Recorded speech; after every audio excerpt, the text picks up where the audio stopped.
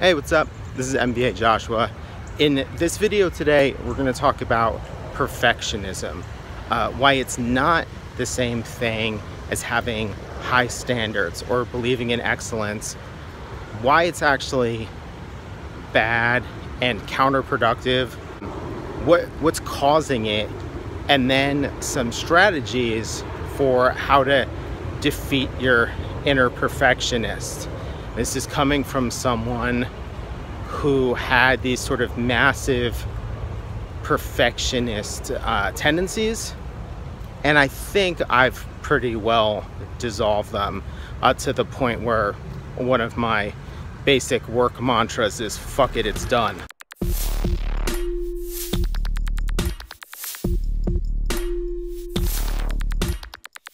So on the face of it, being a perfectionist really isn't terrible. Like, what could be bad about wanting your work and the things that you're making to be as good as they possibly can, to be as finished as they can, maybe even to stretch you every time you work on something, that each time you just get it to a point where it's better than you were ever capable of.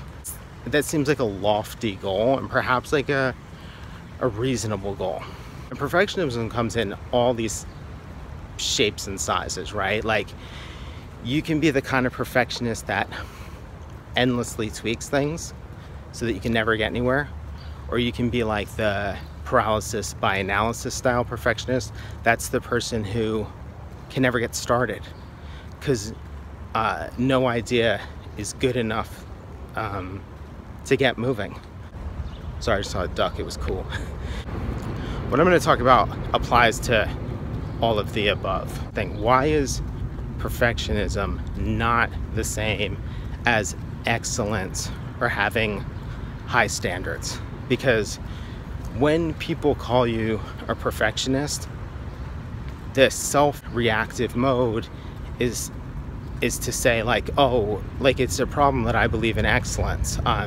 If you've seen that the Defiant Ones, Dr. Dre documentary, one of the things that he sort of implies is that he just has higher standards than everyone else, which may be true, but the reality is that those perfectionist tendencies are coming from a insecurity about the end results and a fear of what other people are going to think.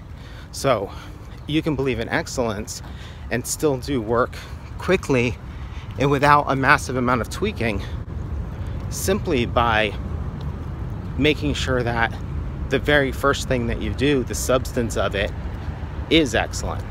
Like, you can believe something is excellent without being a perfectionist about it.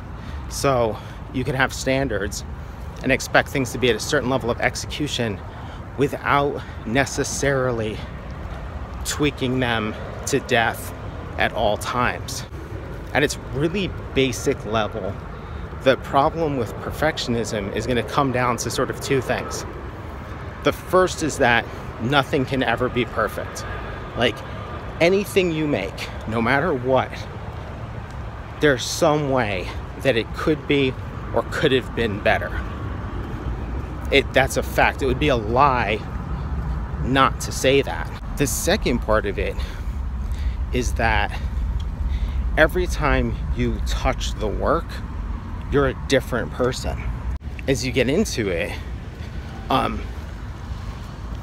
how you feel about something today versus tomorrow literally means that you see things differently, you hear things differently, you associate them differently. Like, you could shoot a scene for a movie and it goes excellently. Maybe you're an actor, you shoot the scene, it goes amazingly well. You go home and you watch a movie, let's say, I don't know, you watch The Usual Suspects, and then you're blown away by Benicio del Toro's performance, and now yours is no longer good. Like, it was good earlier, now it's not. Not because it has changed, but because you literally have changed. Like, your thought process has basically become rewired, and you now see the work in a new light. And all your colleagues, when you come in the next day and claim that it's terrible, they're not going to see what you're talking about. They're just going to think that you're being ridiculous and perfectionist. So you have this problem of an unattainable goal that's being sought after by a human being that's always in flux. That alone should hopefully absolve you of some of what you're doing, in terms of working things to death, in terms of declaring that they're never good enough. Even saying all of that, why would it be bad to be a perfectionist? Like, what actual harm is there? All the time that you spend not pushing something forward, like let's say you run a design studio and you are endlessly tweaking every single thing that comes through, that's time that you can't spend doing other important work. And there's a good chance that that work is stuff that you're not nearly as good at as you need to be, like your client development or your marketing or your taxes. The perfectionism gets in the way. I know that in my experience running a studio, when I was really perfectionist, everything else fell by the wayside. I didn't have enough clients because I was spending so much time and effort working things to death or analyzing the concepts to death that we couldn't do anything else. The other thing is that you deprive yourself of the opportunity to get better. And this sounds really crazy, but you get better by working, putting that work away for a minute, appraising what you've done, and then potentially refining it or revising it or editing it. But you have to be working. You have to be making the thing. The insights come through the making. They rarely come through just randomly thinking about something. If it's taking you 3 weeks to do roughly any kind of project, there's all these opportunities. Like if you took every 3-week project and could condense it down to 1 week, you would progress and grow so rapidly because you'd be doing more and trying more, and you'd be working through the process more. You would get better automatically. But instead, what ends up happening is like the perfectionist's rate of progress is actually really slow. There might be a level of refinement, but it's harder to have dramatic leaps when you're only doing one thing and you're stretching it out for a really long period of time. If you think about like learning anything as a kid, you make dramatic progress when you try and do a lot of stuff. You can contrast it, you get all these different experiences, like you get better faster when you're younger. It's not just because you're young and you're a sponge and you're passionate, it's because you're usually trying to do more. You have what I would call a quantity over quality mindset. Sorry, getting bit by bugs, which is just integral to growth. And I think the problem is that as you get older, you start to think you're like an expert and you don't need to try lots of stuff. If you really love something, there's a good chance in the beginning you weren't a perfectionist. That came in over time. So just a really basic example. So from 2000 maybe 2 to 2010, there were improvements in my design work, but I'd say they were gradual, and a lot of times they had more to do with confidence or small incremental things. I'd say around 2012, I think, I dramatically reorganized how I worked, and my process started to resemble more of a funnel. A lot of stuff at the top, driving down to 1, 3, or 10 solutions towards the end. So the idea being like quantity over quality at the top, the best stuff would filter down to the bottom of that funnel. When I did that, the improvement was dramatic and pronounced. And I really learned how to do this thing of deciding that something was done enough that I could explore new ground. Whereas before, I'd rarely do that.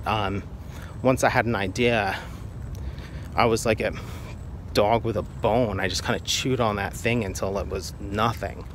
And I might want to do another thing, like, oh, I should try this, but it never happened. I just, chewed that one bone to death.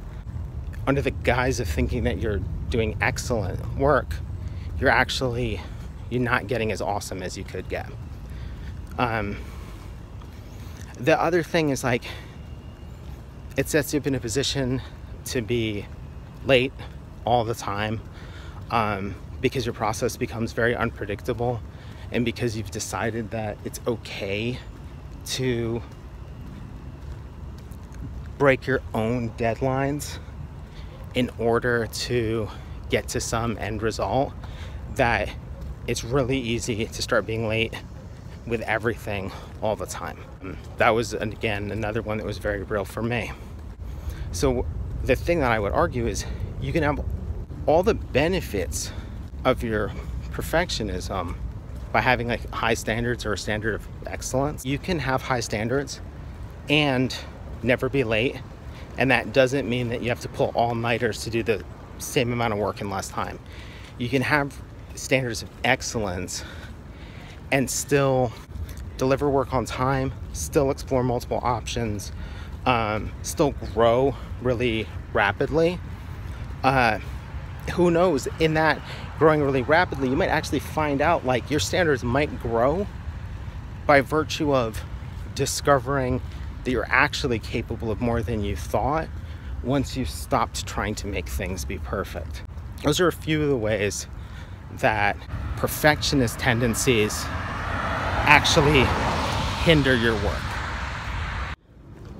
A thing to remember about your perfectionism is you're sitting there polishing and tweaking something that you think is important to other people. Like, a big part of what you're doing is responding to this nagging feeling that your work isn't good enough. But who isn't it good enough for? It's always not good enough for a third party. You're always judging yourself compared to some other third party, whether it's potential employers or blogs or your friends or your family or whatever it is. It's coming down to, I feel inadequate compared to X, Y, or Z. But then there's this thing you have to remember, which is that hopefully, ultimately, you're concerned about, one, putting yourself out there, but then two, connecting with an audience. Like an audience that actually matters. And the thing I was just thinking about is, like, if you're a graphic designer and you go to design school and then you work and you have clients, you are going to make the discovery that your clients or the general public doesn't give a shit about all the stuff that you're tweaking and polishing. It's irrelevant to them. And a good parallel to this is, everyone talks about how standards for music have fallen because of SoundCloud and because of the democratization of music production tools. But they're missing the point. The standards were never that high. They were set that way by record labels, and people got used to it, and musicians assumed that all that stuff that they were obsessing over was important. But the general public does not care. When the general public makes an XXXTentacion song that's basically 2 verses, barely a chorus, over a screwed up mala loop, the general public is telling you, Dr. Dre, I don't share the same concerns that you have. And when your clients can, if you lose a client or you leave a client and you get replaced by a mediocre designer, and you think, oh, but the client had such good taste. No, they never had good taste. They didn't care about the same things that you cared about. They cared about, were you on time? Was the thing clear? Was it readable? Did they like spending time in a meeting with you? They didn't care about the kerning or the subtle relationships between the type sizes or whatever. That's nonsense. Normal human beings don't care about that. That's an important thing to keep in mind when you're agonizing over details that you ultimately think matter to other people. What you think matters about your craft and what other people think matter are not the same. So you got to work your craft to the degree that you feel good about it. But then you got to remember that there's a lot of stuff that you're doing doesn't need to be done because nobody gives a shit. All right. So now let's get into what do you need to do to stop being a perfectionist. We're going to take it from a kind of meta level, like how you can change your thinking. And then after that, we'll get into the super pragmatic, like tactical actions. Like as you're working, these are the things to do to help cut down on the perfectionism. So the big picture stuff, like if you're gonna acknowledge that it's a problem, then you gotta kind of concretize that thinking. You gotta look for evidence that you're right. One of the things that's super helpful to me is read really as many interviews as possible with artists and creative people. It's really helpful when you see that, say, some artists you really respect. Like, I remember watching a little documentary about the band Battles a few years ago, and Dave Konopka talked about how on their first and second records, they would really work apart to death and then realize that whatever they had done up front was largely good enough already. Like there was no need to be working this thing to death and endlessly tweaking it, and it was coming out of just a belief that spending more time on it would inherently make it better, but finding that that's not really true. Stuff like that, or when you see an interview with an artist and the biggest breakthrough they had is when they stopped caring. Because you need that if you're a perfectionist, because you have this belief that spending all this time on it is inherently making it better. And then when you discover that there are other people who are telling you, no, spend less time on it. Confidence is more important than tweaking it to death. Maybe experimentation is more important, but that's a really big step. Another one is start digging through your old work. You go through a drawer of your old work, you pull it all out, and presumably you've been a perfectionist for a while, so that work is going to show those tendencies. And when you get into it, you're going to find that there were things that you worked to death that you still don't like. And then you're going to find this other thing, and this is important. There are new things about that work you don't like. Now that doesn't mean that now you should get in this endless cycle of digging out your work every 4 years and changing it. It just means you're going to change, and how you see the work is going to change. And the sooner you come to grips with that, the easier it's going to be to put your perfectionist tendencies to bed. It's kind of like if you want to come to grips with death, well, you can't run around pretending you're going to live forever. If you want to come to grips with perfectionism, you got to come to grips with the fact that there's no such thing as perfect.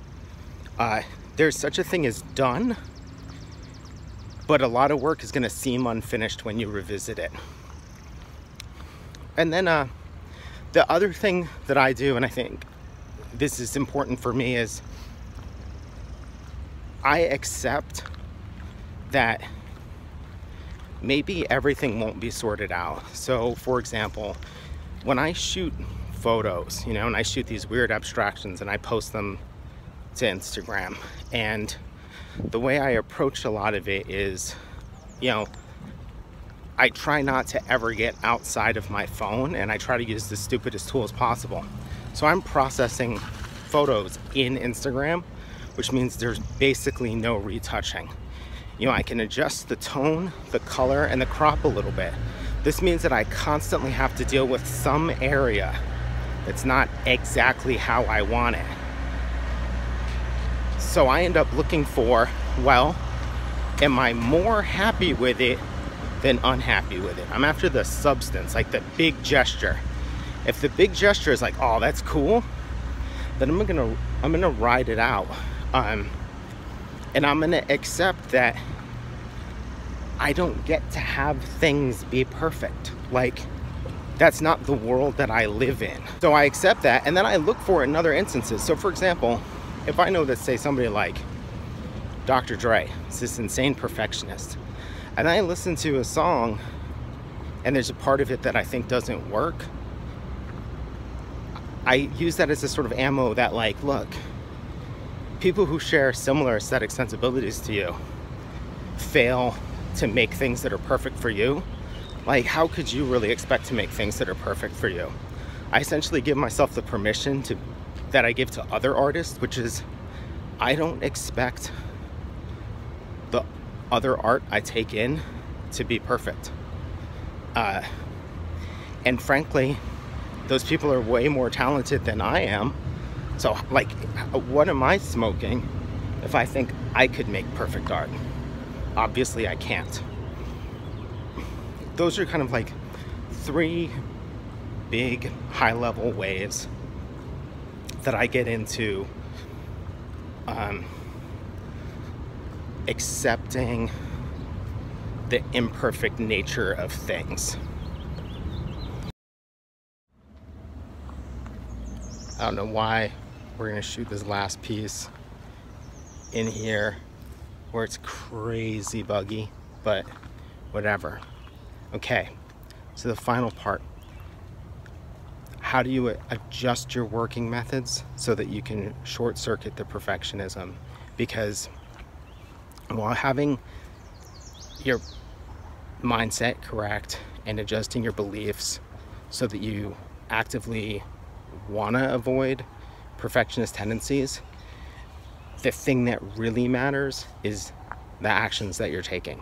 So specifically, what are you doing with your body or the context, the physical environment around you, so that it short circuits that stuff? So let's start with the first one. The first one's going to be annoying, and I'm sorry, but you're not busy enough. If you have time to be a perfectionist, you're not busy enough. Flat out, end of story. So if you want to get around that perfectionism, one of the things you have to do is get busier. And no joke, you could just sleep more. You know, like, if you're staying up till 2 in the morning being a perfectionist, cool. Get busy sleeping. That's going to solve that situation pretty easily. Think about that saying, if you want to get something done, find the busiest person you know to do it. Now, like, what does that mean? It basically says busy people figure out how to get shit done, and they don't get caught up in nonsense. So hopefully they're effectively busy. But this is what you need to do.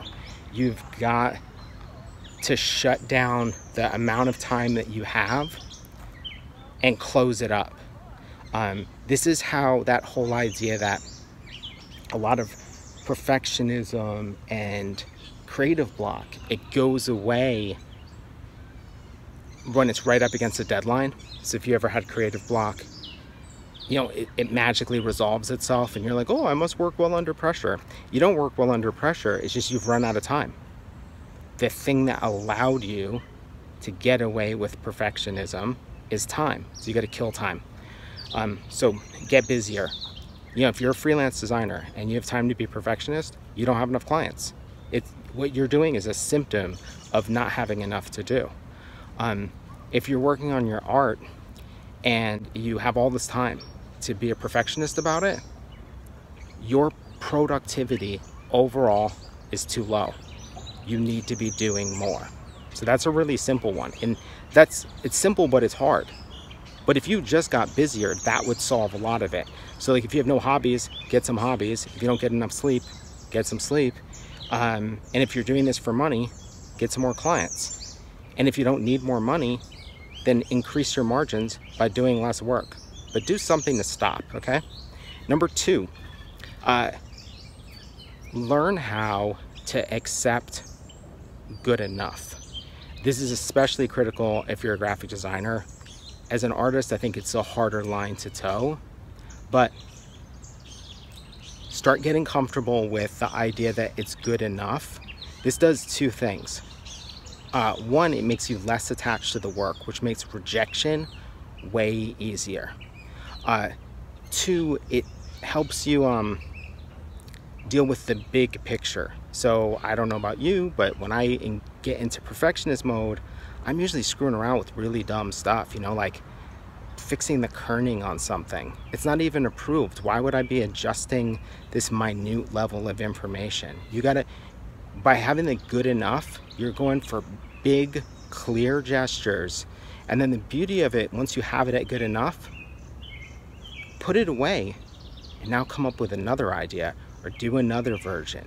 The thing that we talked about earlier, which is that being perfectionist actually deprives you of the opportunity to grow because you don't get to try as much new stuff.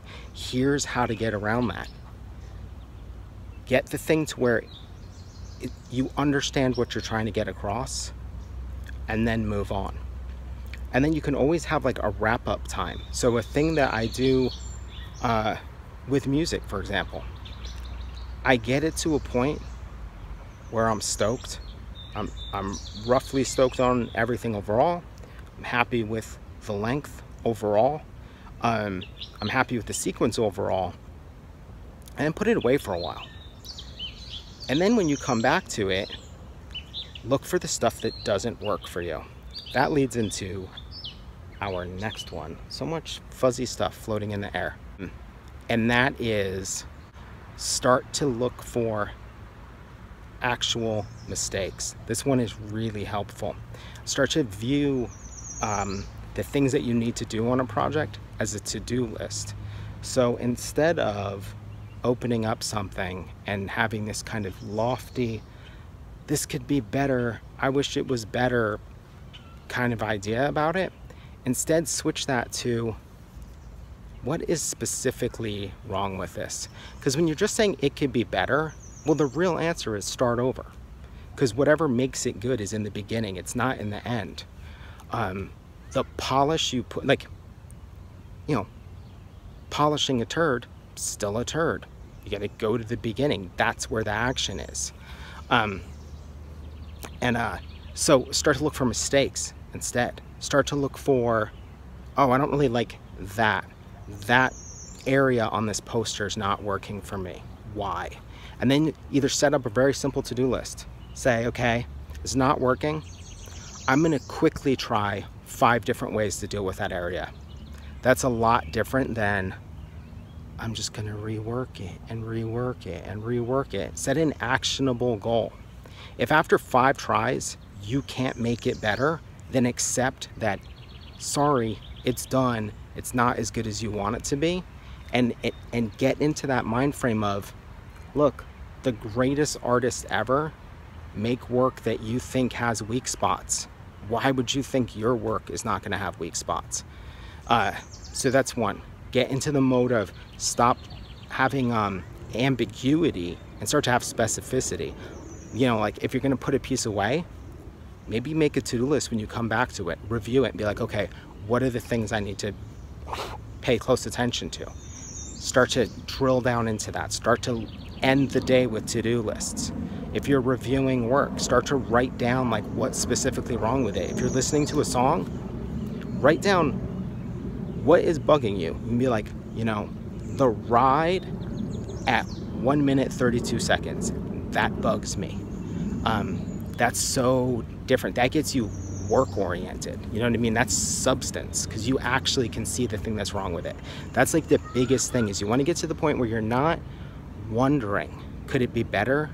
You're looking at it and you're specifically saying, this doesn't work for me. So what do we got there? We got do more, basically be busier. We've got start to look for good enough so that you can do more versions of something or enact more work. And then we've got look for mistakes instead of vague notions that it could be better. So there you have it. That's how I look at perfectionism. That's how I deal with my own perfectionism. This is the advice I give to students or friends. And if you have any other thoughts or ideas on how to deal with perfectionism, leave a comment. If you struggle with one of these issues, and talk about, what are you gonna do to start fighting that perfectionism and dealing with it and overcoming it so that you can be more productive, more happy. Like a lot of you perfectionists, you don't want to be a workaholic, but because you're chasing this ideal that doesn't exist, you're becoming one, and you're not that person. You're making yourself unhealthy, or you can't sleep because of your perfectionism. Okay, if you think I'm dead wrong, explain to me why I'm wrong and why your perfectionism is actually a great habit to have. If you enjoyed this video, there's one easy thing you can do to see more like it. Subscribe. This one video that showed up in your YouTube, it's not a fluke. Come in all the time talking about these topics and trying to find ways of helping creative people unlock their creativity, be more consistent, or be more confident. Thanks a lot for watching. Let's throw in a bonus one. And this one kind of fits with the good enough. If you apply that good enough to something, so let's say in the design process, you've got 4 posters, you've got them to good enough. That means that you can show them to the client and you don't have to make any excuses about them. You don't have to explain things you would do. They're roughly there. And then you say, listen, once you pick one of these, I'm gonna tighten it up. The color might get a little bit more dialed in. The type is gonna get more refined. However, I might explore texture. The composition might adjust slightly. I'm gonna tighten it up. You're gonna do the stuff you would normally do, but on something that is done and good because the client was like, yes, go ahead with that. So it's not about also just abandoning your standards, but it's about accepting what matters in getting the point across. And then you can apply this to again, I'm going to come back to the music thing because it's an easy one for me. You get it roughly in the right neighborhood, and then you put it away for a little bit, and then I know that there are things I'm going to come back to, but I'll come back to them as I start to define a deadline. So adjusting the volume on something a little bit, or fine-tuning the sequencing, I can do that later as I start to define the deadline. Oh, I want to put this out on a record, or I want to release this song. Then I'll go back and I'll do those like client-approved refinements. It's almost like I've approved it, and then I'm going to deal with it. But the plus side is now I get to go make something new. I don't deprive myself of the ability to make something new, and I also don't deprive myself of the critical ability to finalize things.